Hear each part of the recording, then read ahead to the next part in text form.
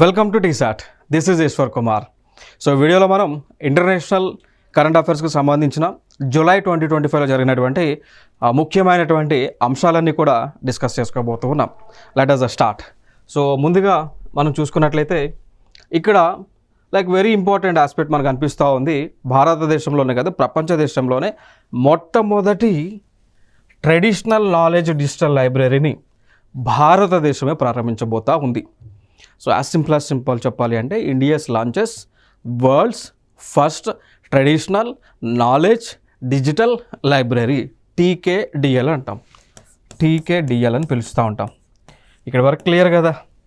అసలు టీకేడిఎల్ అంటే ఏంటి? What is the traditional knowledge digital library పేర్లోనే ఉంది. ట్రెడిషనల్ అంటే జనరల్గా మనం చూసే ఆచారం ప్రకారం ఉండేటువంటివి లేదా పురాతనమైనటువంటివి, భారతదేశంలో జన్మించినటువంటివి. ఓకే. సో నాలెడ్జ్ అంటే జ్ఞానము, డిజిటల్ అంటే ఆన్లైన్ చేస్తూ ఉన్నారు, లైబ్రరీ అంటే ఒక నిధి, జ్ఞాన నిధి అనుకోవచ్చు. సింపుల్గా నేను చెప్పాలి అంటే భారతదేశంలో ఉన్నటువంటి ఉత్పత్తమైనటువంటి, భారతదేశంలోనే పుట్టినటువంటి సైన్సెస్, మెడికల్ సైన్సెస్ అంటాం.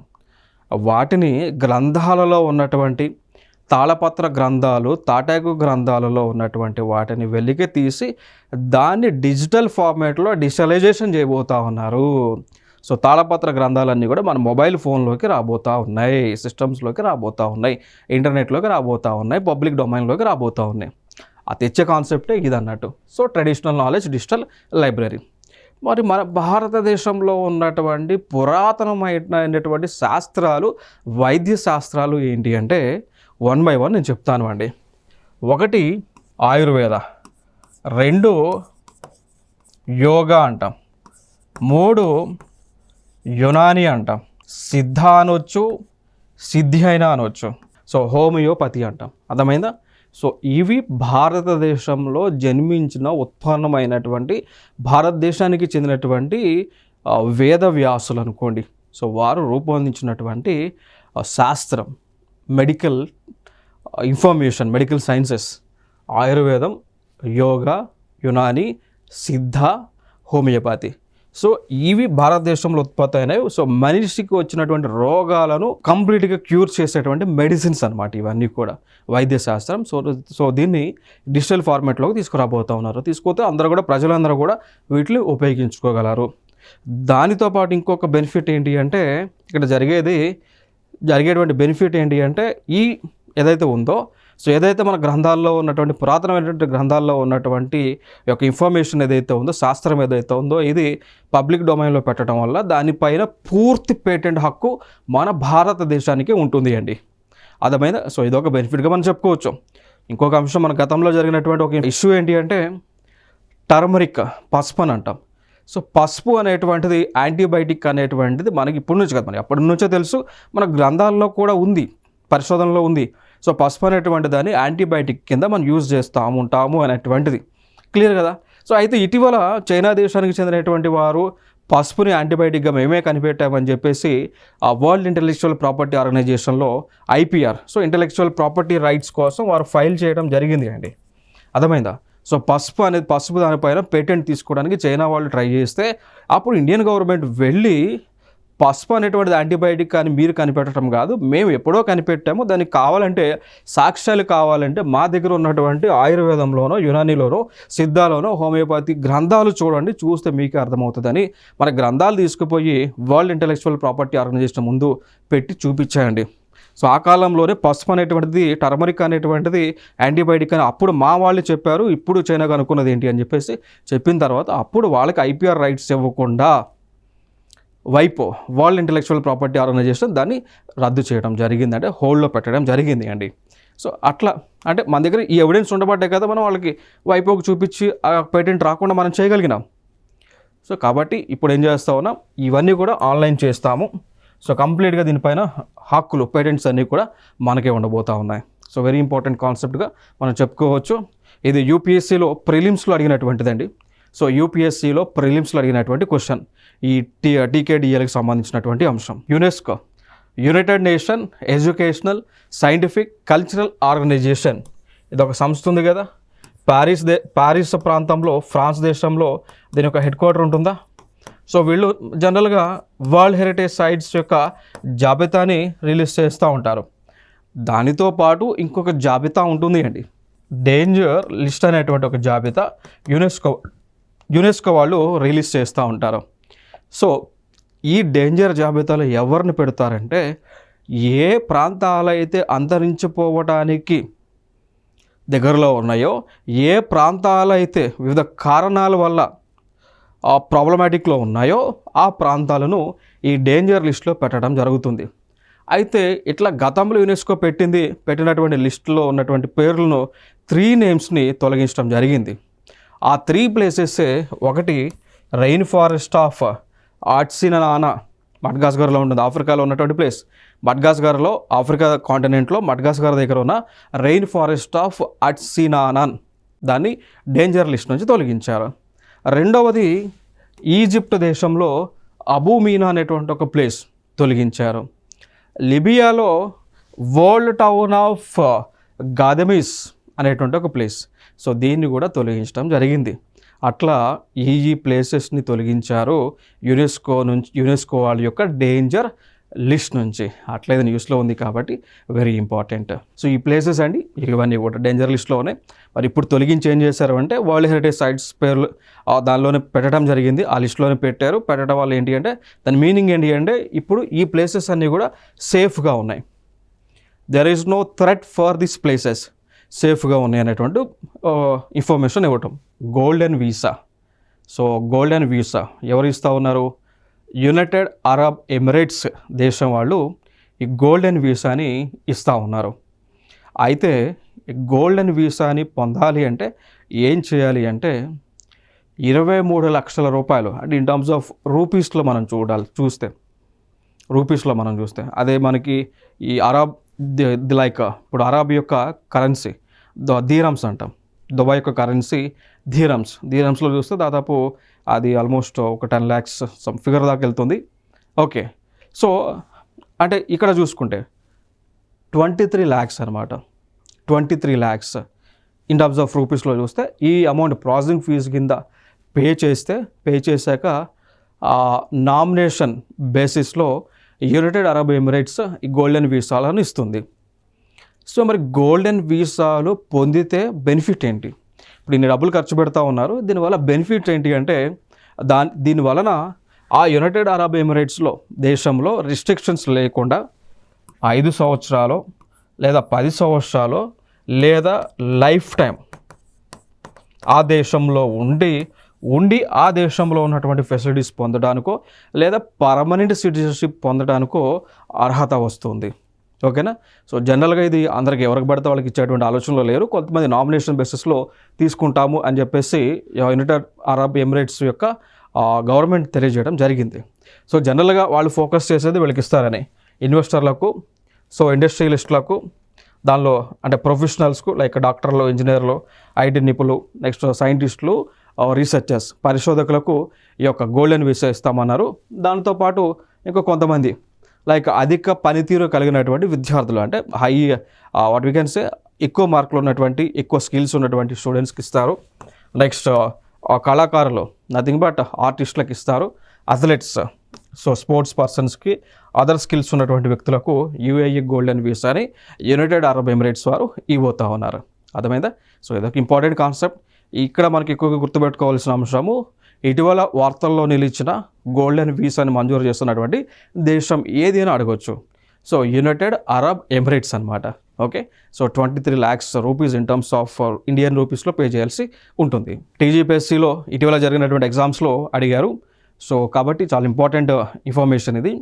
ఇన్ఫర్మేషన్ ఏంటి అంటే, లైక్ యూపీఐ, సో ఇండియాకి చెందినటువంటి NPCI, national payments corporation of India, వీళ్ళ పరిధిలో ఉన్నటువంటిది యూనిఫైడ్ పేమెంట్ ఇంటర్ఫేస్ అంటాం, యూపీఐ అంటాం. సో జనరల్గా యూపీఐ వ్యవస్థ ద్వారా మనకి బ్యాంకు నుంచి బ్యాంక్కి లేదా దీన్ని ఇంకోటి పేరుతో పిలుస్తాం, పీర్ టు పీర్ అంటాం. అర్థమైందా? లేదా P&P అంటాం, పీర్ టు పీర్ లేదా P&P అని అంటాం. సో ఈ మెథడ్లో డబ్బులను మనం వేరే వాళ్ళకి పంపించవచ్చు. అంటే ఎన్పిసిఐ వాళ్ళు టెక్నాలజీ డెవలప్ చేశారు, దాన్నే యూపీఐ, యూనిఫైడ్ పేమెంట్ ఇంటర్ఫేస్ అంటాం. దీని ద్వారా ఏం చేయవచ్చు, మన బ్యాంక్ అకౌంట్ నుంచి వేరే వాళ్ళ బ్యాంక్ అకౌంట్కి మన మొబైల్ని యూస్ చేసి డబ్బులను ట్రాన్స్ఫర్ చేయవచ్చు. దాని కూడా మనం యాప్స్ చూస్తూ ఉన్నాం. పేటిఎం అని, ఫోన్పే అని, భీమ్ అని, ఐపే అని, ఐఎంపే అని, ఐసిఐసిఐ పే అని, అట్లా రకరకాల యాప్స్ ఉన్నాయి. యాప్స్తో ఈ టెక్నాలజీ ద్వారా బ్యాంక్ నుంచి బ్యాంక్కి, లేదా దాన్ని పీర్ టు పీర్ అంటారు. సో పీర్ టు పీర్ మెథడ్లో డబ్బులను ట్రాన్స్ఫర్ చేస్తూ ఉన్నాం. సో ఈ టెక్నాలజీ నచ్చి కొన్ని దేశాలు యూపీఐ టెక్నాలజీని వాళ్ళ దేశాల్లో పెట్టుకుంటూ ఉన్నారు, అడాప్ట్ చేసుకుంటూ ఉన్నారు అండి. అట్లా మరి ఇప్పుడు జూన్ నెలలో ఒక దేశం ముందుకు వచ్చి మాకు కూడా ఆ యూపీఐ టెక్నాలజీని మాకు అందించండి అని చెప్పేసి అడిగితే మనం వాళ్ళు ఇచ్చాం. ఆ దేశమే Trinidad and Tobago. So Caribbean దీవులలో ఉండేటువంటి దేశం అండి. ఇక్కడ కరేబియన్ సీ చుట్టూన కరేబియన్ దీవులు ఏవవుతున్నాయో దానిలో one of the country Trinidad and Tobago అనేటువంటి దేశం. సో వాళ్ళకి మనం ఒక యూపీఐ టెక్నాలజీని ట్రాన్స్ఫర్ చేసాం. ఫ్రీ అయితే కాదు, we will charge some amount. So ప్రతి ట్రాన్సాక్షన్ పైన కొంత అమౌంట్ని టెక్నాలజీ ట్రాన్స్ఫర్ చేసినందుకు ఇండియన్ గవర్నమెంట్ ఛార్జ్ చేస్తుంది. ఓకే, సో ఇది ఒక అంశంగా మనం చెప్పుకోవచ్చు. సో ఆల్రెడీ మరి ఏ కంట్రీలు మన యొక్క యూపీఐ ఆ పేమెంట్స్ని తీసుకున్నాయి, బెనిఫిట్ అవుతూ ఉన్నాయి అనేటువంటి అంశం ఒకసారి చెక్ చేస్తే సింగపూర్ అండి. ఓకేనా, సో సింగపూర్ మన యూపీఐ టెక్నాలజీని అడాప్ట్ చేసుకున్నారు. యుఏఈ తీసుకుంది, Nepal, Bhutan, Mauritius, Sri Lanka, France, UK, Oman, Qatar, Malaysia. So ఈ దేశాలన్నీ కూడా మన యొక్క యూపీఐ టెక్నాలజీని ప్రస్తుతము వాళ్ళ దేశాలలో వాడుతూ ఉన్నారు. అంటే ఇప్పుడు లైక్ రీసెంట్గా అడిగిన టీజీపీఎస్లో అడిగినటువంటి క్వశ్చన్ ఏంటి అంటే which among the following countries are using UPI technology which was launched by government of India. అదే దాంట్లో ఉన్నటువంటి ఆప్షన్స్లో ఉన్నటువంటిది సింగపూర్ అండి. ఓకేనా, సో సింగపూర్ ఇచ్చారు. సో సింగపూర్ రైట్ ఆన్సర్ అవుతుంది, ఎందుకంటే వాళ్ళు ఆల్రెడీ టెక్నాలజీని వాడుతూ ఉన్నారు కాబట్టి. So United states of America, USA అంట. యునైటెడ్ స్టేట్స్ ఆఫ్ అమెరికాలో ఇంకా 3వ కొత్త పొలిటికల్ పార్టీ రాబోతూ ఉంది. సో దాన్ని ఒక ఫౌండర్గా ఎలన్ మస్క్ ఉన్నారు. సో ఒక కొత్త పార్టీని అనౌన్స్ చేశారు. పార్టీ పేరే అమెరికా పార్టీ అంట. సో పార్టీ పేరే అమెరికా పార్టీ. మేజర్ పార్టీ ఇది. అంటే మైనర్ పార్టీస్ అంటే యునైటెడ్ స్టేట్స్ ఆఫ్ అమెరికాలో 7 పార్టీలు మైనర్ పార్టీస్ ఉన్నాయి, చిన్న పార్టీలు ఉన్నాయి, పొలిటికల్ పార్టీస్ ఉన్నాయి. సో మేజర్గా ఇప్పుడు అంటే లైక్ ప్రెసిడెంట్ అవడానికి ఛాన్స్ ఉన్నటువంటి పొలిటికల్ పార్టీస్ మేజర్గా చూసుకుంటే 2 ఉన్నాయి. ఒకటి రిపబ్లికన్ పార్టీ అంటాం, 2 డెమోక్రాటిక్ పార్టీ అంటాం. సో ఇప్పుడు 3వది అమెరికా పార్టీ రాబోతూ ఉంది. ఓకే, సో ఇది ఎలన్ మస్క్కి సంబంధించింది. ఇక నెక్స్ట్ మనం చూసుకుంటే ఈ రిపబ్లికన్ పార్టీ ఏదైతే ఉందో, సో ఈ పార్టీ స్పాన్సర్ చేసినటువంటి క్యాండిడేట్ డొనాల్డ్ ట్రంప్. సో ఇప్పుడు యుఎస్ఏ యొక్క ప్రెసిడెంట్ అనమాట. సో వైస్ ప్రెసిడెంట్గా జేడి వాన్స్ ఉన్నారు. నెక్స్ట్ వీరు కంటెస్ట్ చేసినప్పుడు అంటే అపోజిట్ క్యాండిడేట్ డెమోక్రాటిక్ పార్టీ నుంచి కంటెస్ట్ చేశారు. సో వారు కమలా హ్యారిస్ అనమాట. సో వీరు కమలా హ్యారిస్ అనేటువంటి వారు ఇండియన్ ఆరిజిన్గా మనం చెప్పుకోవచ్చు. సో ఇండియా లైక్ భారత సంతతికి చెందినటువంటి మహిళ. సో వీరు ఇప్పుడు అపోజిషన్ పార్టీగా ఉన్నారు. సో అంటే అప్పుడు ప్రెసిడెన్షియల్ క్యాండిడేట్, ఇప్పుడు ఓడిపోయారు కాబట్టి అపోజిషన్ క్యాండిడేట్గా ఉన్నారు. సో డెమోక్రాటిక్ పార్టీ, ఈ 2 పార్టీలు కాక 3వ పార్టీ అమెరికా పార్టీ. ఫౌండర్ వచ్చేసి ఎలన్ మస్క్. ఇంకా ఎలన్ మస్క్ గురించి మనం మాట్లాడుకోవాల్సి వస్తే we can discuss more. So space X. So X అనే దానికి ఆయన ఇప్పుడు ఫౌండర్గా, చైర్మన్గా వ్యవహరిస్తూ ఉన్నారు. ఓకే, స్పేస్ ఎక్స్ అని అంటాం. ఇది ఒక ప్రైవేట్ స్పేస్ ఏజెన్సీ. ఇంకా అది కాకుండా వీరు టెస్లా అనేటువంటి ఒక ఎలక్ట్రిక్ కార్ల సంస్థని నడుపుతూ ఉన్నారు. టెస్లా ఎలక్ట్రిక్ కార్స్ అని అంటాం, లేదా టెస్లా రోబోటిక్ కార్స్ కూడా ఉన్నాయి. నెక్స్ట్ చూసుకుంటే ఎక్స్ అనేటువంటిది. సో గతంలో ట్విట్టర్ అని చెప్తా ఉన్నాం. సో ట్విట్టర్ని ఆయన కొనుగోలు చేసి ఎక్స్ అనేటువంటి పేరుకి మార్చడం జరిగింది. ఓకే, సో అట్లా టెక్నాలజీ సంబంధించి ఎన్నో ఇన్నోవేషన్స్ చేశారు. ఇక దాని తర్వాత మనకి జీపీఎస్ కానీ లేదా ఇంటర్నెట్ కానీ, గ్లోబల్ ఇంటర్నెట్ కానీ, సో దానినే స్టార్ లింక్ అని అంటాం. స్టార్ లింక్ అని అంటాం. సో అంటే ప్రపంచ దేశాలన్నిటికీ కూడా ఇంటర్నెట్ని అందించేటువంటి వ్యవస్థ స్టార్ లింక్. సో దీనికి సంబంధించి శాటిలైట్స్ అన్ని కూడా కక్షలోకి ఈ స్పేస్ ఎక్స్ ద్వారా వాళ్ళే పంపిస్తూ ఉన్నారు సొంత శాటిలైట్స్తో. సో ఇది రాబోయేటువంటి రోజులలో శాటిలైట్స్ ద్వారా ప్రపంచ దేశాలన్నిటికీ కూడా ఇంటర్నెట్ని ఇవ్వబోతూ ఉన్నాము అనేటువంటి దాన్ని ఎలన్ మస్క్ గారు తెలియజేయడం జరిగింది. సూరినామ్ అనేటువంటి ఒక దేశం ఉంటుంది. సో సూరినామ్ సౌత్ అమెరికా కాంటినెంట్లో ఈ మూల ఉండేటువంటి దేశం అనమాట. ఈ కరేబియన్ ఐలాండ్స్ దగ్గరలో ఉంది సూరినామ్. సో సూరినామ్కి మొట్టమొదటిసారిగా ఒక ఫీమేల్ని ప్రెసిడెంట్గా వారు ఎన్నుకున్నారు. ఒక ఫీమేల్ని ప్రెసిడెంట్గా మొట్టమొదటిసారి వీరు ఎన్నుకోవడం జరిగింది. వారి పేరే జెన్నిఫర్ జెర్లింగ్స్ అంటాం. So Jennifer Jerlings Simons. So వీరండి. సో జనరల్గా ఇవి అపాయింట్మెంట్స్లో భాగంగా లేదా పర్సన్స్ ఇన్ ద న్యూస్లో భాగంగా తెలుసుకోవాల్సినటువంటి అంశాలు. సింపుల్గా నేను చెప్పాలి అంటే like who is president for Suriname అన్నప్పుడు జెన్నిఫర్ జెర్లింగ్స్ సైమన్ అని గుర్తుపెట్టుకోండి. ఓకే, సో ఇవి అపాయింట్మెంట్స్లో భాగంగా లేదా ప్లేసెస్ ఇన్ న్యూస్లో భాగంగా గుర్తుపెట్టుకోవాల్సిన అంశాలు. ఇక్కడ యూరోపియన్ యూనియన్ అనేటువంటిది ఉందా? సో దీన్ని ఐరోపా సమాఖ్య అని పిలుస్తూ ఉంటాం. సో ఐరోపియ సమాఖ్య అనేటువంటి వారు పర్యావరణానికి సంబంధించి, వాతావరణానికి సంబంధించి, నథింగ్ బట్ క్లైమేట్కి సంబంధించి కొన్ని మంచి అడుగులను ముందుకు వేయబోతూ ఉన్నారు. ఏంటి అంటే రాబోయేటువంటి 2040 కల్లా ఇక పర్యావరణాన్ని పరిరక్షించడానికి తగు చర్యలను పటిష్టంగా తీసుకోబోతూ ఉన్నాం అనేటువంటి అంశాన్ని వీరు తెలియజేస్తున్నారు. దాంతోపాటు నెట్ జీరో ఎమిషన్స్ అంటామండి. నెట్ జీరో ఎమిషన్స్ లేదా కార్బన్ గ్యాస్ ఎమిషన్స్ని తగ్గించటము. సో దీన్ని 2040 కల్లా 90% తగ్గిస్తాము అని వీళ్ళు చెప్తా ఉన్నారు. ఓకేనా? సో ఫైనల్గా సింప్లెస్ట్ చెప్పాలి అంటే మనకి ఈ నెట్ జీరో ఎమిషన్స్ అనేటువంటి కాన్సెప్ట్ ఇప్పుడు వరల్డ్ వైడ్గా డిస్కషన్లో ఉంది. అంటే నెట్ జీరో ఎమిషన్స్ అంటే ఏంటి అంటే కార్బన్ ఉదర్గాలు అంటే పొల్యూటెంట్స్ ఏవైతే రిలీజ్ చేస్తూ ఉన్నారో వాటిని రిలీజ్ చేయకుండా తగు జాగ్రత్తలు తీసుకోవటం. అంటే ఆ రిలీజ్ చేసి దాన్ని జీరో చేసేయటం అనమాట. అంటే ఒకవేళ రిలీజ్ చేసినా దానివల్ల నష్టాలు జరగకుండా దాన్ని ఫిల్టరేషన్ చేయడము, దాన్ని వేరే మెథడ్లోకి పాస్ చేయడం చేసేటువంటి కార్యక్రమం. సో దీన్ని నెట్ జీరో ఎమిషన్స్ అంటాం. సో ప్రపంచ దేశాలన్నీ కూడా ఏకమయ్యి 2050 కల్లా నెట్ జీరో ఎమిషన్స్ని సాధిస్తామని చెప్పింది. బట్ ఇండియన్ గవర్నమెంట్ ఏమన్నదంటే 2070కి మేము చేయగలం, ఎందుకంటే మేము ఇప్పుడు ఇండస్ట్రియలైజేషన్ అవుతున్నాం కాబట్టి 2070కి నెట్ జీరో ఎమిషన్స్ని సాధిస్తామని చెప్పారు అన్నట్టు. ఇప్పుడు ఇక్కడ యూరోపియన్ యూనియన్ వాళ్ళు ముందుకు వచ్చి ఏమంటున్నారంటే మేము కూడా ఈ నెట్ జీరో ఎమిషన్స్ని లేదా కార్బన్ న్యూట్రాలిటీని 2050కి సాధిస్తాము అని వీళ్ళు కూడా చెప్తా ఉన్నారు అండి, యూరోపియన్ యూనియన్ వాళ్ళు. ఇంకొక అంశం ఏమన్నారంటే 2040కి ఒక 90% తగ్గించగలుగుతాం, 90% 2040కి రీచ్ అవుతాం, నెక్స్ట్ వచ్చే 10 ఇయర్స్కి ఒక మిగిలినటువంటి 10%ని రీచ్ అవుతామని వీళ్ళు చెప్పడం జరిగింది. అట్లా ఇది న్యూస్లో ఉంది. ఓకే, సో ఇది ఒక ఇంపార్టెంట్ అంశం. ఇది ఎన్విరాన్మెంట్కి, ఎకాలజీకి సంబంధించిన అంశం. ఇక ఈ పాయింట్ ఆఫ్ వ్యూలోనే మనకి ఇంకొక అగ్రిమెంట్ ఉంటుంది. దాన్నే we call it as Paris agreement అని అంటాం. సో దాన్నే మనం ఏమంటామండి, Paris agreement. So Paris agreement ద్వారా మనం ఏం చేస్తూ ఉన్నాం అంటే దీని యొక్క ముఖ్య లక్షణం ఏంటి అంటే రాబోయేటువంటి 2100 సో 2100 సంవత్సరము వరకు కూడా ప్రపంచ దేశాలలో సగటు ఉష్ణోగ్రతలు 1.5 డిగ్రీ సెంటిగ్రేడ్ కంటే పెరగకుండా తగు జాగ్రత్తలను తీసుకోవటం. సో అది మనం రీచ్ అవ్వాలి అంటే ప్యారిస్ అగ్రిమెంట్ ప్రకారము ప్రపంచ దేశాలలో ఉష్ణోగ్రతలు 1.5 డిగ్రీ సెంటిగ్రేడ్ కంటే పెరగకుండా ఉండాలి అంటే ఏం చేయాలి? నెట్ జీరో ఎమిషన్స్ని చేయాలి. అంటే పొల్యూషన్ రిలీజ్ చేయవద్దు, గ్రీన్ హౌస్ గ్యాసెస్ని రిలీజ్ చేయవద్దు, క్లోరోఫ్లోరో కార్బన్స్ని రిలీజ్ చేయవద్దు. ఓకే, సో ఆ రిలీజ్ చేయకుండా ఇవన్నీ కూడా మెథడ్స్ ఫాలో అవుతూ ఉన్నారు. సో దానిలో భాగంగా మరి ఇండియా ఇంకేం చేస్తూ ఉంది అంటే ఈ పాయింట్ ఆఫ్ వ్యూలో మనం చూసుకుంటే దీన్ని సక్సెస్ చేయడానికి, ఎందుకంటే ఇండియా కూడా దీంట్లో అగ్రిమెంట్ మీద సైన్ చేసింది కాబట్టి, సో ఇండియా చేస్తున్నటువంటి కార్యక్రమాలు ఏంటి అంటే ఒకటి నేషనల్ గ్రీన్ హైడ్రోజన్ మిషన్ చేస్తూ ఉన్నాం. సో దాన్ని 2030 కల్లా రీచ్ అవ్వాలనేటువంటి ఒక టార్గెట్ పెట్టుకున్నాం.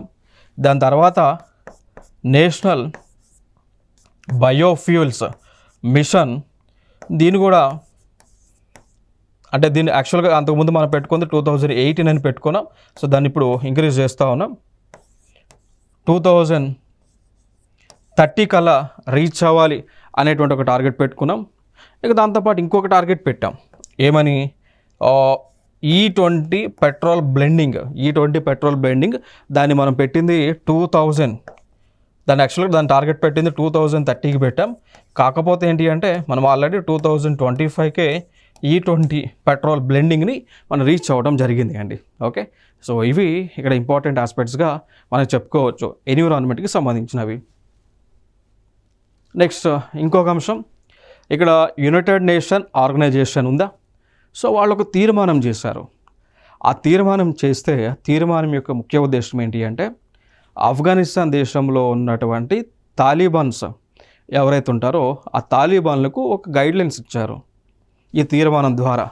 ఏ గైడ్లైన్స్ అంటే ఈ ఆఫ్ఘనిస్తాన్లో ఉన్నటువంటి మహిళల యొక్క హక్కులను గౌరవించాలి, మహిళలకు కావాల్సినటువంటి ఫెసిలిటీస్ అన్నీ కూడా అందించాలి, అది విద్యా హక్కు అయినా ఏ ఫెసిలిటీ అయినా మహిళలకు అందాల్సినటువంటివి అందించాలి అనేటువంటి ఒక తీర్మానం అనమాట. సింపుల్గా చెప్పాలి అంటే యునైటెడ్ నేషన్ ఆర్గనైజేషన్లో ఉన్నటువంటి వాళ్ళందరూ దేశ సభ్యులందరూ కూడా ముందుకు వచ్చి ఏకతాటికి పైకి వచ్చి ఆఫ్ఘనిస్తాన్లో మహిళలకు వాళ్ళకి అందాల్సిన విద్యా హక్కు కానీ అన్ని రకాల హక్కులు అందాలి అనే గైడ్లైన్స్ అన్నట్టు. సో దానికి ఆ యొక్క తీర్మానంలో ఉన్నటువంటి 193 కంట్రీస్లో 116 కంట్రీస్ ఏమో సపోర్ట్ చేసినాయి, అంటే ఆ రెజల్యూషన్కి సపోర్ట్ చేసినాయి. కొన్ని దేశాలు like for example America, Israel 2 దేశాలేమో నో చెప్పినాయి. అమెరికా, ఇజ్రాయెల్ నో చెప్పినాయి. దాని తర్వాత భారత్, చైనా, దాని తర్వాత మిగిలినటువంటి కొన్ని దేశాలు 12 దేశాల వరకు ఆ ఓటింగ్లో పార్టిసిపేట్ చేయాలి. అర్థమైందా? సో ఇది జరిగింది అక్కడ. సో అట్లా ఇది న్యూస్లో ఉంది. ఓకే, సో ఎందుకంటే ఇప్పుడు అక్కడ ఆఫ్ఘనిస్తాన్లో కూడా education is right, education is our right అనేటువంటి నినాదాలు అక్కడ మహిళలు చేస్తూ ఉన్నారు. ఓకే, సో మహిళలకు కూడా విద్యా హక్కు ఇవ్వాలనే ఉద్దేశంతో వాళ్ళు అక్కడ డిమాండ్స్ చేస్తూ ఉన్నారు. అట్లా ఇది న్యూస్లో ఉంది. ఇంకొక అంశం మనం చూద్దాం, ఈ తాలిబాన్స్కి సంబంధించిందే. ఇప్పుడు జనరల్గా ఇది నేను ఎందుకు డిస్కస్ చేస్తూ ఉన్నానంటే లైక్ ఇంటర్నేషనల్ రిలేషన్స్లో చాలా ఇంపార్టెంట్. దాంతోపాటు జియో పాలిటిక్స్ అని ఉంటుంది. సో జియో పాలిటిక్స్కి కూడా ఇవి చాలా ఇంపార్టెంట్. ఎందుకంటే ఈవెన్ ఇప్పుడు ఆఫ్ఘనిస్తాన్ కూడా ఇండియాకి నైబరింగ్ కంట్రీ కాబట్టి, సో అంటే దాదాపు 106 కిలోమీటర్లు. సో ఆఫ్ఘనిస్తాన్ భారతదేశంతో 106 కిలోమీటర్ల మేర మార్గాన్ని అంటే బౌండరీని షేర్ చేసుకుంటుంది. నైబరింగ్ కంట్రీ, ఫ్రెండ్లీ కంట్రీ కాబట్టి సో కొన్ని అంశాలు మనం ఒకసారి డిస్కస్ చేద్దాం. అయితే ఇక్కడ ఇప్పుడు ఈ ఆఫ్ఘనిస్తాన్ ఏదైతే ఒక దేశం ఉందో, సో ఆఫ్ఘనిస్తాన్ దేశాన్ని ప్రస్తుతం పరిపాలిస్తున్నది తాలిబాన్స్ వారండి. ఓకే, సో ఈ ఆఫ్ఘనిస్తాన్ దేశాన్ని ప్రస్తుతం పరిపాలించేటువంటిది తాలిబాన్స్ పరిపాలిస్తూ ఉన్నారు. లైక్ సుప్రీం లైక్ ఆ తాలిబాన్ యొక్క ఫౌండర్స్ మొల్లా ఒమర్ అని, అబ్దుల్ ఘనీ బర్దార్ అని. సో ప్రజెంట్ ఇప్పుడు సుప్రీం లీడర్స్ వచ్చేసి దానిలో మనకి వీళ్ళందరూ కూడా మొల్లా ఒమర్, అఖ్తర్ మన్సూర్ వీళ్ళందరూ కూడా సుప్రీం లీడర్స్ అయితే ఉండటం జరిగింది. సో ఇదొక ఆస్పెక్ట్. తాలిబాన్ గురించి చెప్పాలంటే అదొక వాళ్ళు ఒక అక్కడ ఆఫ్ఘనిస్తాన్లో గవర్నమెంట్ని ఫామ్ చేసింది వీళ్ళే. సో ఆఫ్ఘనిస్తాన్ని పరిపాలిస్తున్నటువంటి వాళ్ళు వీరే అన్నట్టు. అయితే ఇంకొక అంశం ఏంటి అంటే న్యూస్లో ఉన్నటువంటి అంశం, రష్యా అనేటువంటి ఒక దేశం ఉంది కదా. సో రష్యా అనేటువంటి దేశము ఈ తాలిబాన్ గవర్నమెంట్ ఏదైతే మనకు ఆఫ్ఘనిస్తాన్లో ఉందో, సో వాళ్ళని తాలిబాన్ గవర్నమెంట్ కింద వాళ్ళు గుర్తిస్తూ ఉన్నారు అండి. ఓకేనా. సో జనరల్గా తాలిబాన్స్ అనేటువంటి వాళ్ళు ఎట్లా అంటే వీళ్ళు ఒక స్టూడెంట్ గ్రూప్స్ అన్నట్టు.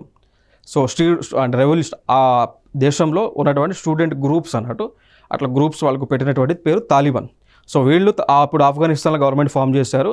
చాలా దేశాలు కూడా దాన్ని వ్యతిరేకించాయి. బట్ ఇక్కడ రష్యా అనేటువంటి దేశం ముందుకు వచ్చి మేము ఆ తాలిబాన్ గవర్నమెంట్ మేము గుర్తిస్తూ ఉన్నాం, సో వాళ్ళతో మేము ఫర్దర్గా చర్చలు అనేటువంటివి చేస్తామనేటువంటిది రష్యా అధ్యక్షుడైనటువంటి వ్లాడిమిర్ పుతిన్ తెలియజేయడం జరిగింది. సో ఇవన్నీ కూడా ఇంటర్నేషనల్ రిలేషన్స్లో జియో పాలిటిక్స్కి తెలుసుకోవాల్సినటువంటి అంశాలండి. Okay, Pakistan becomes president of the UN security council July 2025కి సంబంధించి డౌట్ రావచ్చు మీకు. పాకిస్తాన్ ఏంటి యుఎన్ఎస్సికి సెక్యూరిటీ కౌన్సిల్కి ప్రెసిడెంట్ అవ్వటం ఏంటి అని డౌట్ రావచ్చు. పర్మనెంట్ మెంబర్ కాదు కదా, ప్రెసిడెంట్ అవ్వడానికి డౌట్ రావచ్చు. కాకపోతే ఇక్కడ ఏంటి అంటే మనకి ఇన్ జనరల్గా ఈ యునైటెడ్ నేషన్ సెక్యూరిటీ కౌన్సిల్ ఏదైతే ఉందో, సో దీనిలో యునైటెడ్ నేషన్ సెక్యూరిటీ కౌన్సిల్లో 5 కంట్రీస్ ఏమో పర్మనెంట్ కంట్రీస్ ఉంటాయి, 10 కంట్రీస్ ఏమో నాన్ పర్మనెంట్ కంట్రీస్ ఉంటాయండి. ఇవో పర్మనెంట్ కంట్రీస్. సో ఇవి అంటే ఏ కంట్రీస్ కావాలి అంటే like China, France, Russia, USA and UK. So 5 దేశాలు కూడా యునైటెడ్ నేషన్ సెక్యూరిటీ కౌన్సిల్లో 5 పర్మనెంట్ కంట్రీస్ అండి. క్లియర్ కదా. సో దీని యొక్క మెంబర్షిప్ ఎప్పటికీ ఉంటుంది, లైఫ్ లాంగ్ ఉంటుంది. దాని తర్వాత నాన్ పర్మనెంట్ మెంబర్స్ అని ఉంటాయి. సో ఇవి ఎన్ని కంట్రీస్? 10 కంట్రీస్. సో వీళ్ళు అంటే ఒక కంట్రీ కనుక ఈ నాన్ పర్మనెంట్ జాబితాలోకి వస్తే అంటే ఎన్నికైతే కనుక వాళ్ళ యొక్క టెన్యూరు 2 years మాత్రమే ఉంటుంది. ఇంకొక అంశం ఏంటి, ఈ 10లో ప్రతి 5 మంది ప్రతి సంవత్సరము కూడా 5 దేశాలకి పదవి అయిపోతుంది. అర్థమైందా? సో అంటే 5 దేశాలు పదవి కంప్లీట్ అయితే రిటైర్ అయితే మళ్ళీ కొత్తగా ఇంకొక 5 దేశాలు యాడ్ అవుతుంటాయి. సో అట్లా అంటే యాడింగ్ ఒకసారి అంటే ఎప్పుడైనా అవ్వచ్చు. సో అది అన్లిమిటెడ్ టైమ్స్. ఇప్పుడు జపాన్ తీసుకుంటే జపాన్ దాదాపు ఒక 11 సార్ల వరకు కూడా యుఎన్ఎస్సిలో నాన్ పర్మనెంట్ కంట్రీగా ఉంది. ఇండియా కూడా ఆల్మోస్ట్ 10 టైమ్స్ వరకు నాన్ పర్మనెంట్ కంట్రీగా ఈ యొక్క యుఎన్ఎస్సిలో ఉండటం జరిగింది.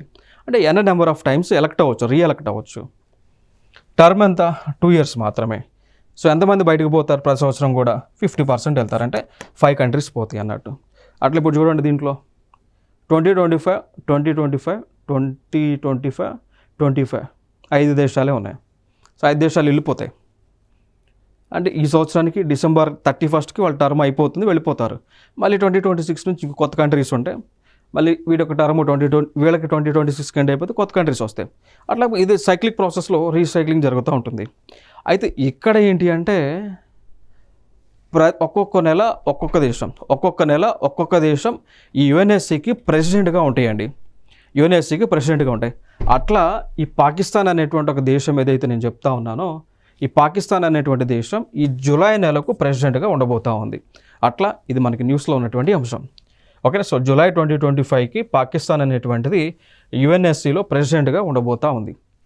ఎప్పటి వరకు ఉండబోతూ ఉంది అంటే ఈ 1 year టర్మ్ ఉంటుంది, 1 month టర్మ్ ఉంటుంది. సో దాని తర్వాత ఇది 31st December 2026కి దాని యొక్క టర్మ్ కంప్లీట్ అయిపోతే కొత్త వాళ్ళు వస్తారు, వీళ్ళు వెళ్ళిపోతారు.